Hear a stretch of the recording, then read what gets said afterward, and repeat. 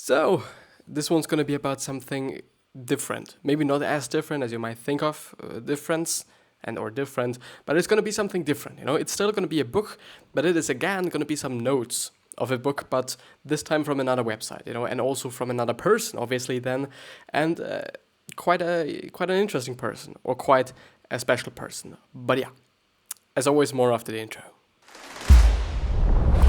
As always, as every day, but still, I don't know, I love it. I still love it. The best thing about the whole recordings are the recordings. The worst thing about all these, or all this whole process, is definitely descriptions and tags and uploading and whatnot. This is actually the worst part of it all. The most brilliant, because I'm just reading brilliant there, and best part about it is just the recording part. But yeah, we're going through a few notes, and it's going to be actually quite a bunch of notes. So I do not know if I would actually go through the whole one, because it is definitely quite a long article, or quite a long article of notes. So I do not really know if I should go through everything, or if I would go through, or should go through, or will go through everything, just because it is such a lot still, just because I went through different things today. I just went through different sites, different kind of mediums, quote unquote, to actually figure out what I should do next, But because I've actually yesterday have also been talking about some book notes, I've also decided to look up some book notes. But I've discovered that Derek Sivers, the founder of CD Baby, and also a relatively known guy, also maybe because of his books that he's written, that he's also doing that. He's also having some notes on his website about all the books that he read, which is brilliant, which is amazing, which is just really good to see.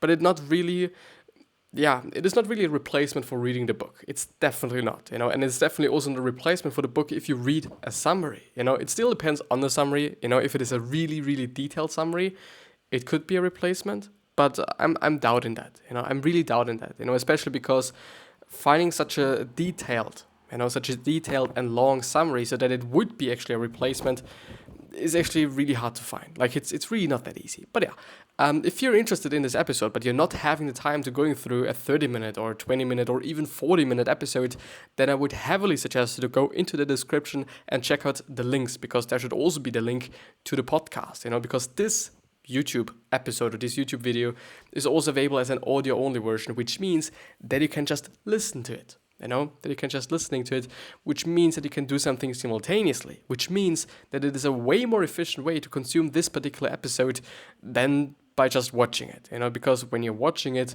the only thing that you can do is just watching it, Basically, of course, you could do something simultaneously and whatnot, but yeah, also, especially if you're on a mobile phone or if you're on the mobile, then it is also a little bit a better thing to listen to the audio, because the audio is way, way, way, way, way, way smaller in size, which makes everything a little bit more friendly for your mobile data. But yeah, as I said, and as you can see right now, right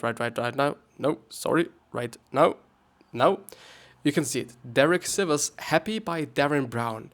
Happy by Darren Brown, I've never ever came across this one, but this is actually an article from 2017, actually the 3rd of, is it April? No, it's not, it's May, the 3rd of May, I guess. I'm really bad at reading different ways of writing dates and whatnot, but yeah, we're going through this. And why are we going through this?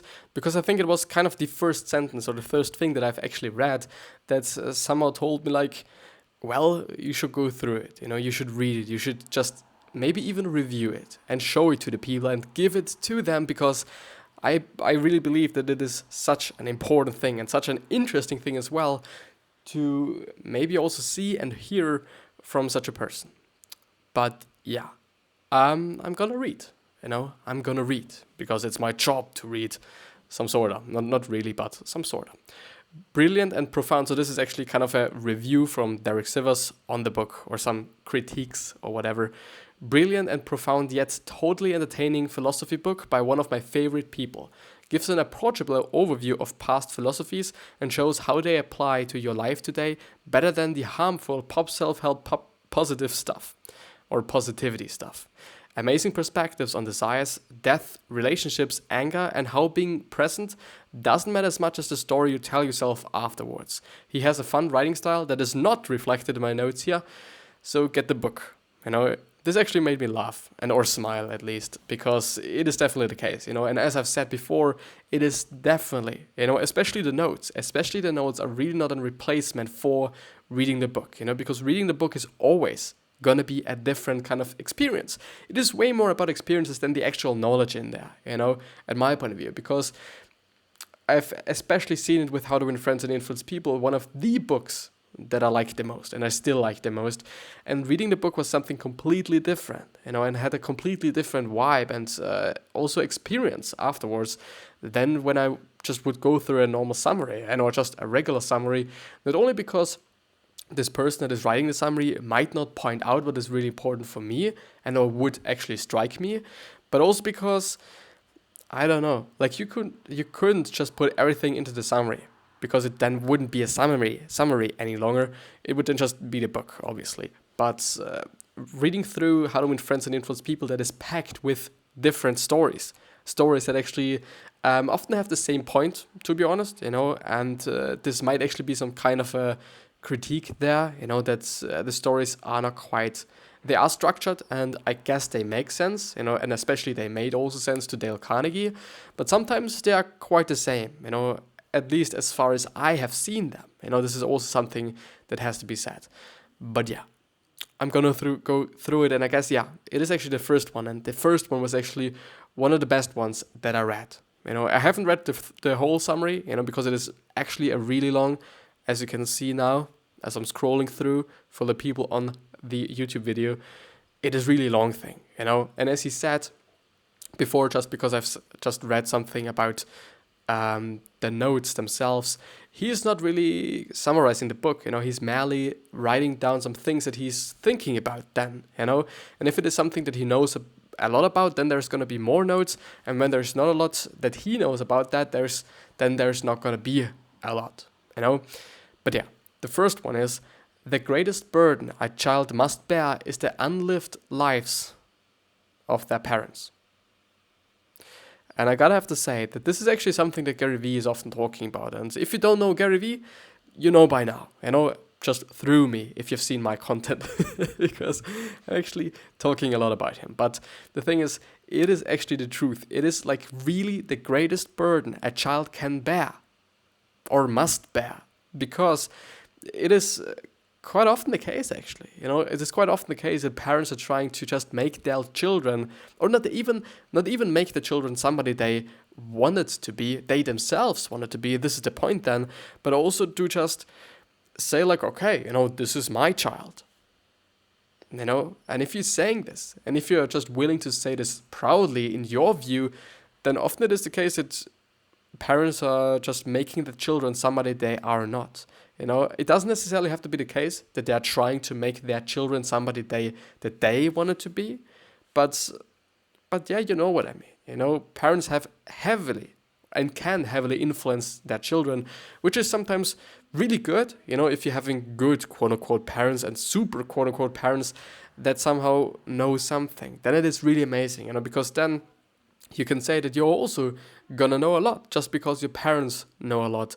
But often, just on the other hand, the flip side of it is that it could also be exactly the opposite. Like, if your parents are like really negative and abusive and whatnot, chances are pretty high that you're also gonna have certain traits of that.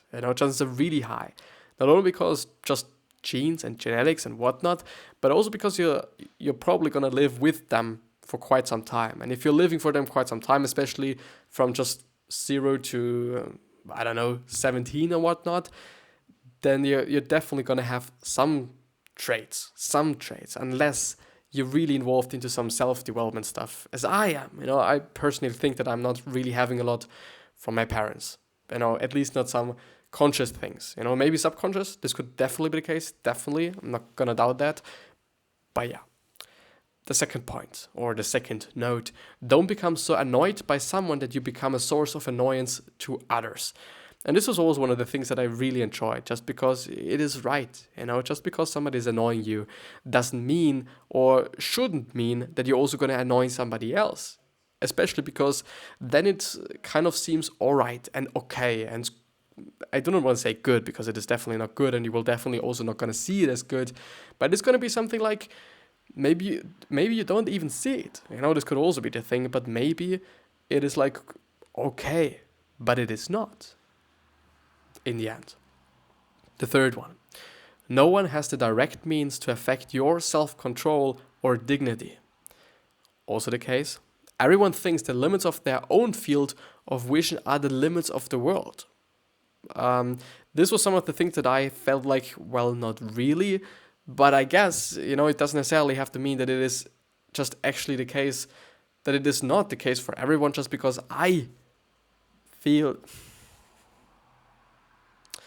You know what?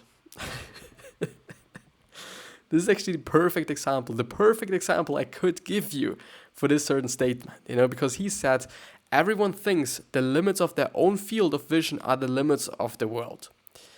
And this might be some sort of a just kind of different way to think about this quote or kind of statement and whatnot phrase. But I've just said, I do not think that it is the case, just because it might be the case for me doesn't mean that it is also going to be the case for everyone. No, wrong thing. I thought no, I do not think that this is the case because I feel like that it is not the case for me. But this is the exact same thing that this phrase actually describes, because this phrase also for me is just some sort of a different way of kind of thinking about that. Maybe it's just also a little bit of a different meaning, but yeah, means that only because it is the case for you doesn't mean that it is the case for the whole world, and this was the exact same thing that just happened to me, some sorta, and it is really funny, to be honest, like, I don't know, just actually getting into your own trap, some sorta. But yeah, only because you think about it in a certain way or something is obvious to you doesn't really mean that it is also going to be obvious to everybody else or anybody else. And it also just doesn't mean that everyone thinks that way and everyone would feel that way, Just really think about other people as much as you're thinking about yourself, I guess, in theory. Practically, it won't just work because we are really, really often talking about and also thinking about ourselves, which is really interesting, to be honest, which is really, really interesting. The fourth one. The story you tell yourself of your life is a confabulation.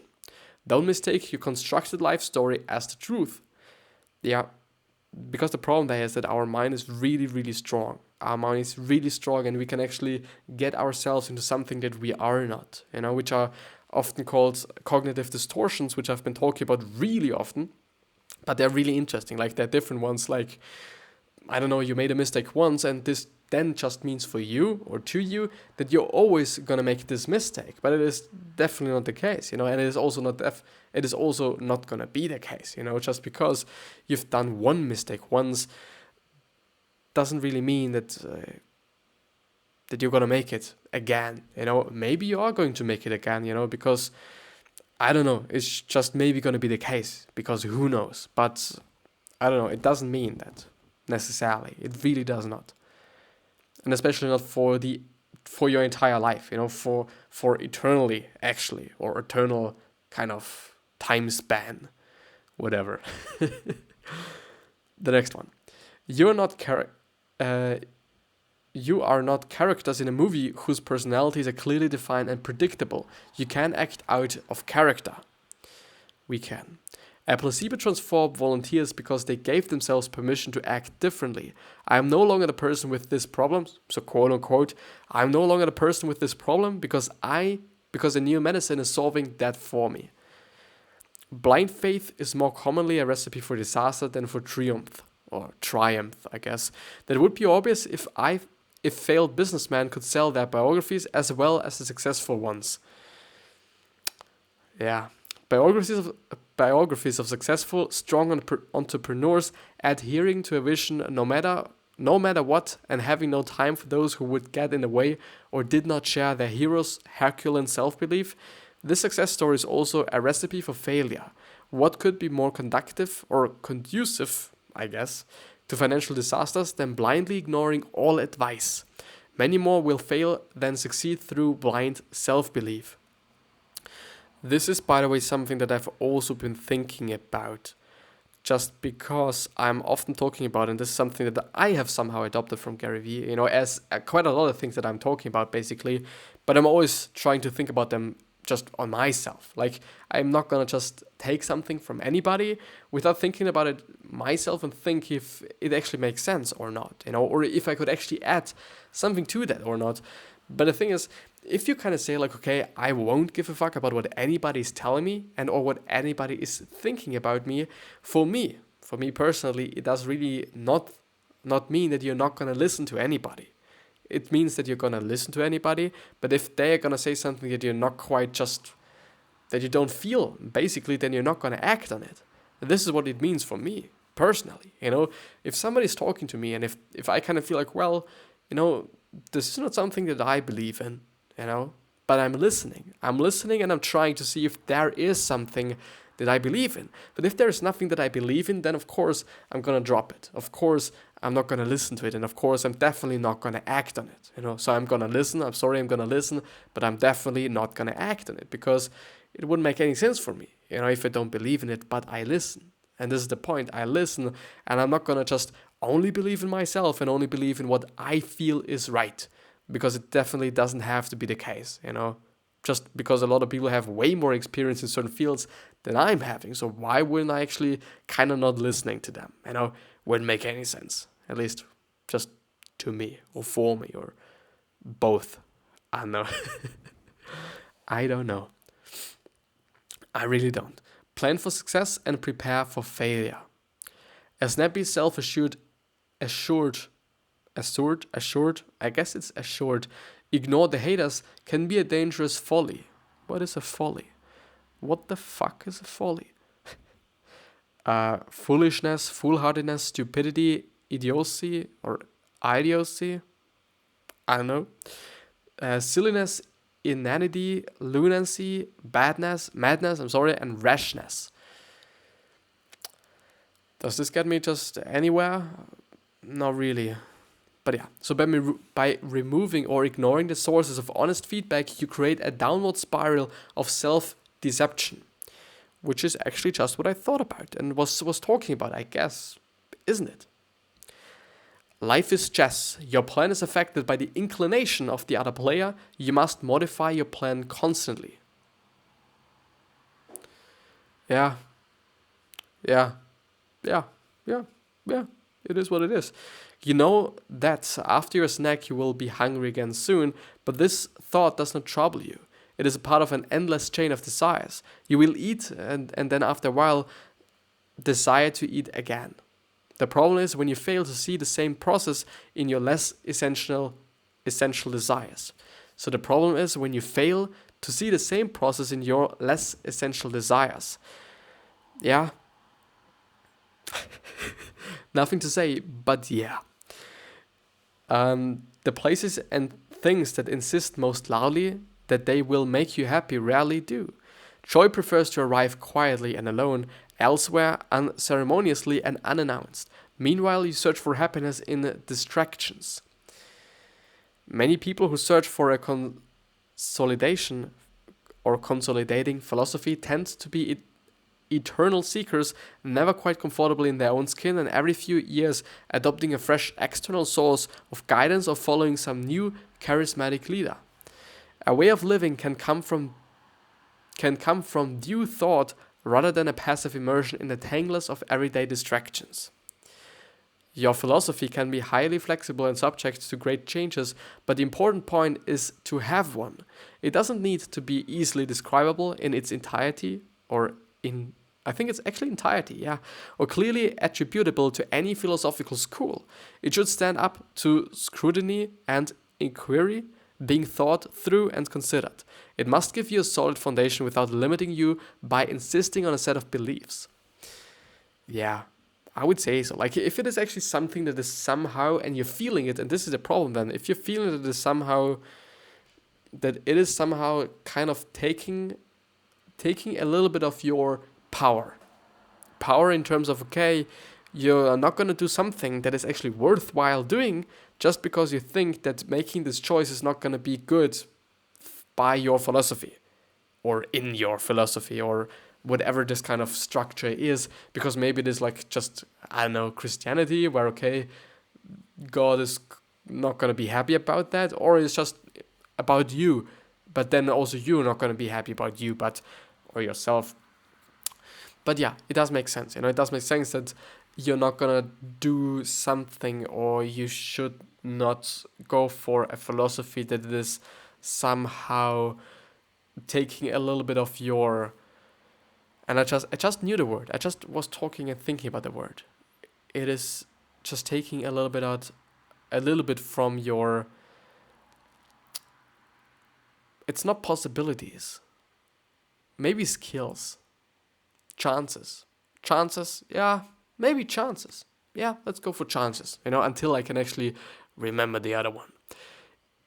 If you don't identify and engage with your stories, you might quickly find yourself at the mercy of whatever voices happen to be loudest around you. Yeah. Deathbed regrets. Why should the anticipation of future introspective thoughts triggered by illness in the final few months of your life dedicate the choices you make now and for decades ahead? You could spend your life exploring pleasurable activities and still come to the end with regretting. So what if you do? Is it not potentially just as disastrous to live your life with the goal of dying without regret, just to find that you regret not living for the moment while you could? Yeah, it's actually the exact same thing, and it is something that I've also been thinking about, just because Gary Vee always talks about living without regrets and not trying to do that, and I know where he's heading to. So please don't get me wrong, because I believe that having less regrets and quite not a lot of regrets when you're dying is really a good thing to have, because I don't know, the thing that Gary always says, and that I also some sort of believe in, is that nobody on his deathbed or in his deathbed is going to talk about those things that he or she did. Maybe if it was, or if it is still something really amazing, like your wife or your husband, or something that you've experienced in your life. But most often, I guess, but even though, as I'm just thinking about it, that it doesn't necessarily have to be the case, because Gary's always saying that you're probably going to talk about those things that you didn't do. You're probably gonna talk about those things that you're regretting. And I don't really think that way, to be honest. I really kind of, I feel like that it doesn't necessarily have to be the case, because if you've actually experienced so many great things in your life, then of course you're going to talk about those amazing things that you've experienced, because why not? Why wouldn't you? And so at least it would make sense to me. I don't know what it is like, I do not have actually the experience of, maybe fortunately and maybe unfortunately, of seeing somebody in their deathbed. I guess it just must be, especially if it is someone and or somebody you're really close to, you were really close to, and you're seeing that, then it just must really fuck with you, like really fucking. But I don't know. I don't know what people are talking about then.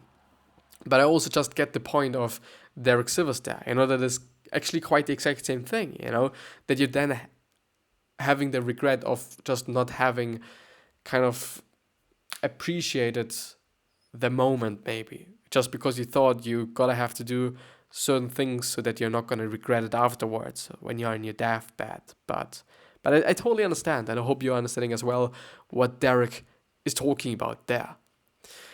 You don't make decisions based on your experiences, you make them based on the stories of your experiences. You should be more concerned with this remembering self, pampering the experiencing. You should be more concerned with this remembering self. Pampering the experienced self is not enough. You want memories too. Your bestial experiencing self has an attention span of about 3 seconds. Its reports are quickly superseded by those of its story-loving, identity-forming superior. Yeah, I think this is actually also something that Seth Godin was talking about, and or actually writing about, because he's not talking quite a lot, but he was also writing about that. And what he was writing is that it is actually the case that a lot of people or that it is actually the case that we often, and it might also be something that you've experienced as well, so maybe you're going to think about it pretty quickly. But it seems to be the case that often we are having stories of our experiences and not actually our experiences remembered or memorized, actually. Because, I don't know, it's definitely going to be the case that you know certain things or it definitely has been the case that somebody that you've been talking to and you've been just, talking about something, that they have remembered the exact same thing in a different way than you're remembering it, but you have seen it. So it's just a certain scenario, a certain thing, and you've seen it, but this person just was the participant in this certain action, in this certain scenario. Because it happened to me as well, relatively often actually, but I'm going to talk about it later. But and this just actually shows that this person actually doesn't remind it or doesn't remember it as you are remembering it, even though you've just seen it maybe. That we are often kind of having stories on or about our experience. If I'm actually remembering this correctly. If it doesn't make any fucking sense, then please just take it with a grain of salt. I'm just thinking, basically. But something that really often happened to me, and especially if it was in just really sudden moments and really just accidents, because did I have a lot of accidents in my life? Not really, just when I was doing sports and all those things. It actually only happened, only things happened to me, or things only happened to me when I just was moving and doing something. Maybe this just makes sense, but I don't know. I was riding my bike. I was riding my bike down some sort of a path. And this path wasn't definitely not just some flat ground. It was just some stony kind of. It was just actually like a path. It was not a street. It was really like a path. And I went down the path, and if I remember correctly, and the thing is, it might just be a story that I'm remembering. It might not even be the experience of it, but it might just be the story. But as I was going through the path or going down the path with my bike, I was actually relatively fast, if I remember correctly. And there was some sort of a fence, I guess, some construction fence that you're always having just when there's some new building. And there was I think it was 2 of them. And because of some reasons, and I still don't know why, I drove down there and I hit one of those. And what obviously happened, I fell down, and I fell off my bike. If I'm remembering this correctly, because I really don't know, because I'm really not sure, even though I kind of feel like that I wasn't even that fast, but it wouldn't make any sense to me. So the thing is, what happened, I just went down a path, I hit one of these fences, I fell down, and I actually managed to turn the wheel, or this kind of, I don't know what it is called, the section that you're holding in your hands when you're riding your bike. I don't fucking know what it is called, but I've turned it like, what is it? Is it 90 degrees? I think it is. Is it 90 degrees? Well, enough degrees that it actually kind of, first of all, fucked up one cable of my bike. The cables that are running just on the top, just beneath your legs. It just ripped off one of these 2 cables, or 3 cables actually. And I've also managed to somehow hit my arm against one of these fences.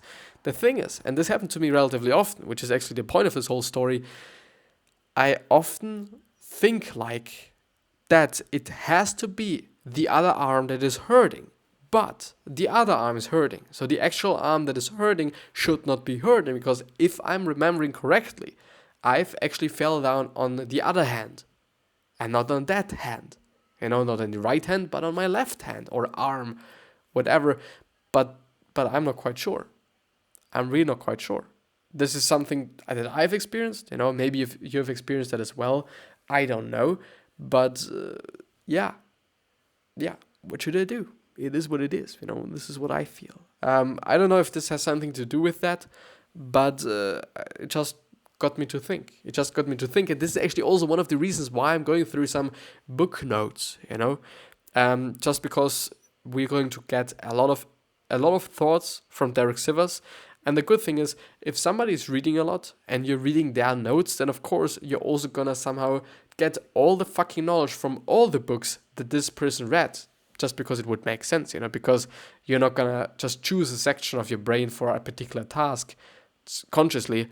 but you're just gonna remind yourself on certain things, and you're gonna have some thoughts about different things because this book gave you some sort of an input, the exact same thing as this book is giving to me.